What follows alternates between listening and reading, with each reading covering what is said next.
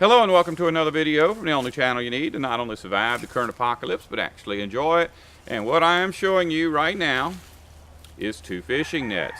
Now I don't need to tell you they're fishing nets. Nearly everyone who sees these things understands that these are in fact fishing nets.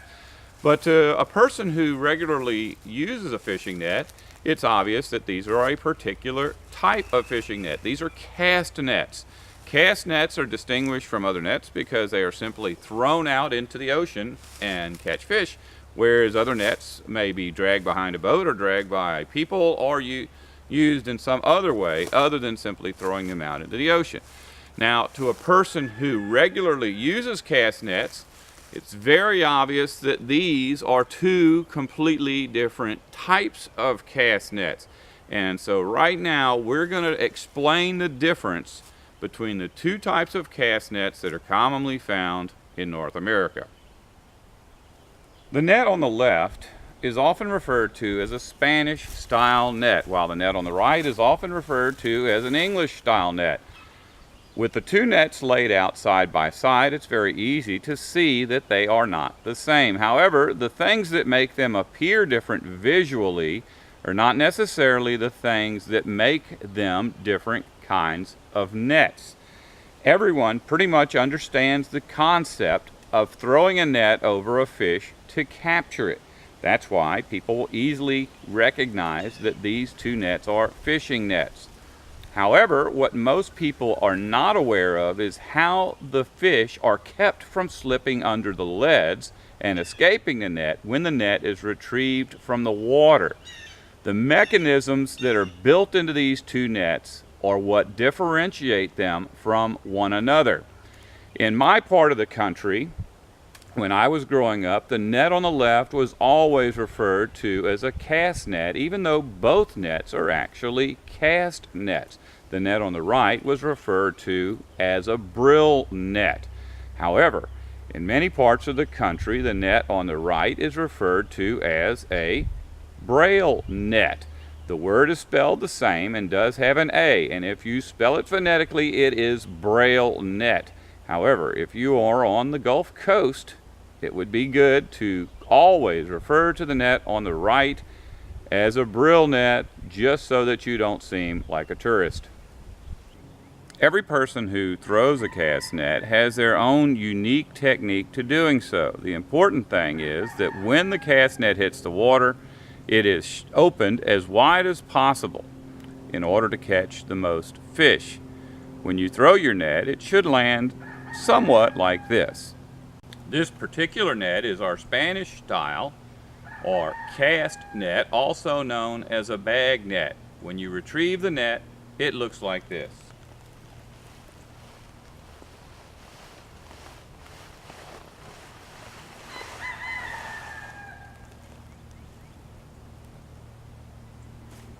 With a Spanish style net, you're going to have to reach up inside of the net and retrieve the fish that are caught out of what's called the bag. When a fish realizes that he's in a net, he's going to instantly try to get out.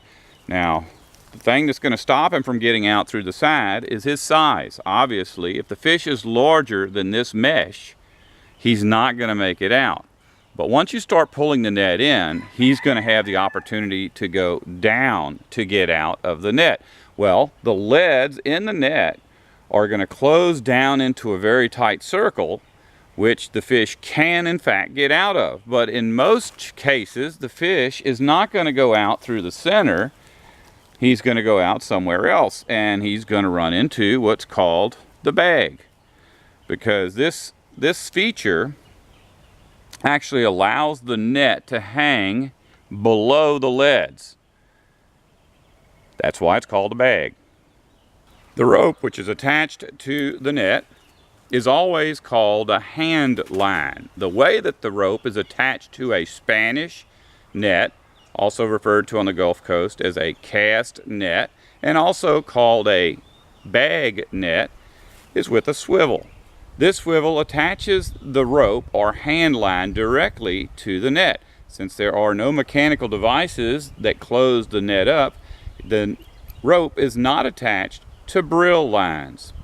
The methods that are used for casting a Spanish style or bag net are the same as what would be used when throwing a English style or Braille net. The difference is going to be in the way that the net catches or retains the fish. On the Spanish or bag net, this rope would be attached directly to the net. But if you notice, on this net, it's not. It's attached to these Braille lines. So what's going to happen when you pull your net out of the water,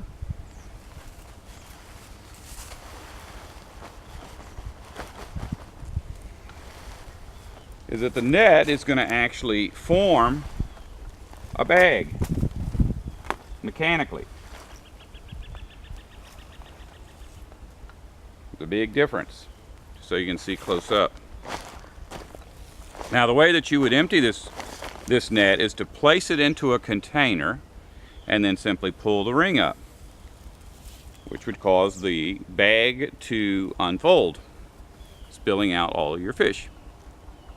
Unlike the Spanish style or bag net, what's called a cast net here on the Gulf Coast, the Braille net or English style net has no bag. If you notice, the leads are all at the bottom of the bag because there is no built-in bag feature.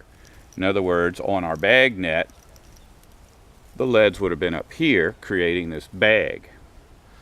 Now, how the fish are retained in the net as it's drawn out of the water, it involves these lines that are tied in underneath, that I hope you can see, that are called brails. These brails are attached to your lead line at this end, but are attached directly to the rope at the other end. So when you pull on the rope, you don't really pull the net so much as you pull your brails. As I've said quite often in my video series about cast net making, you can always start a cast net on a piece of heavy line. It doesn't matter if it's going to be a Braille net or if it's going to be a Spanish net. And the reason for that is, this is a Spanish net. You notice it's tied onto a piece of rope at this end, and the net is manufactured or sewn directly on to the other end of the swivel. In other words, when we start knitting, we don't start knitting on rope, we start knitting on this piece of metal. But if we were to put it on a piece of rope, there's nothing stopping us from tying that piece of rope to this swivel. Same effect, it's still going to work. But with an English style or Braille net, you cannot tie your net or manufacture your net directly onto the horn. This is the horn. And if you notice, the Braille lines go directly through the horn with nothing to obstruct their travel. See, in other words, this line that this net is made out of does not come into this space. It's tied to the outside. There's a very good reason for that. Cast nets by their nature, whether it's an English style or a Spanish style net, hang up. Everywhere there's a knot, everywhere there's a bend, everywhere there's a lid, anywhere the end of a piece of rope is, your net's going to hang up. Every time you throw your net, you're going to have to do this for a while, and you're going to have to do this for a while to get everything unstuck from one another. This stuff really sticks to itself, and especially after you dip it. You have to dip these nets in a preservative, which makes things very stiff. If you can see, that line is very stiff from being dipped in the preservative. Well, the net is too. If you were to tie this directly onto the horn, you'd have those rough pieces of netting rubbing against the rough pieces of your Braille lines, and it would be hanging up here. That's not something you want. Now, from what I understand, there is a plastic horn being manufactured today that's in two pieces. You actually manufacture your net onto the horn, and then the smooth part that's in the center snaps in. So it covers all of those rough lines. But I don't have any experience with those, so I'd rather not say whether or not they're any good. If you're new to fishing with a cast net or new to making cast nets, then the obvious question that you might be asking at this time is which net is the best? Well, both nets have their advantages as well as their disadvantages. Nowadays, most people who purchase a net will purchase a net from a department store in a plastic box, and pretty much what's on the shelf is what you're going to get. In the old days, you would go to a professional net maker and he'd size you up. Literally, if you were a tall person, he would recommend a longer net than he would recommend for a short person. If you told him that you wanted to catch shrimp with your net, he would recommend a very, very tiny mesh so that the shrimp wouldn't get out. If you wanted bigger fish, he might recommend a larger mesh. But as far as whether or not to have a Braille net or a bag net, depended on where you would be fishing from. If you're fishing off of a pier and you're using a Spanish net, as the bet comes out of the water, the fish are going to gain the ability to flop around, and some of them are going to fall through the center of the net and you're going to lose them. With a Braille net, that doesn't happen as much. If you're wade fishing and you're in water up to your waist, remember that the way that you have to get the fish out of the net is by putting the net in a bucket and mechanically releasing them by pulling up on the sail thimble, which is actually called the horn of the net, and dumping the fish into your bucket.